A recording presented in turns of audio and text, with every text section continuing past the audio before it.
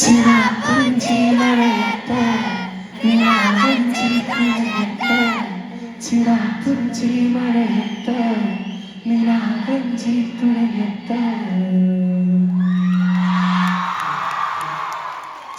ചിറാപ്പുഞ്ചി പാടിയൊക്കെ ചിറാപ്പുഞ്ചി ഞാൻ എൻ്റെ ഒറ്റ പാട്ട് മാത്രമേ ഞാൻ ബാംഗ്ലൂരിൽ നിന്ന് റെക്കോർഡ് ചെയ്തിട്ടുള്ളൂ. ബാക്കിയുള്ള പാട്ട് മൊത്തം കൊച്ചി കാലിക്കറ്റ് ആണ്. സോ കുറച്ച് മാസങ്ങൾക്ക് മുമ്പ് ഫെബ്രുവരി ആ സമയത്തൊക്കെ വന്നിട്ടാണ് ഞാൻ ബാംഗ്ലൂരിൽ ഒരു സ്റ്റുഡിയോയിൽ വെച്ചിട്ടാണ് ചിറാപ്പുഞ്ചി റെക്കോർഡ് ചെയ്ത് പോണത്.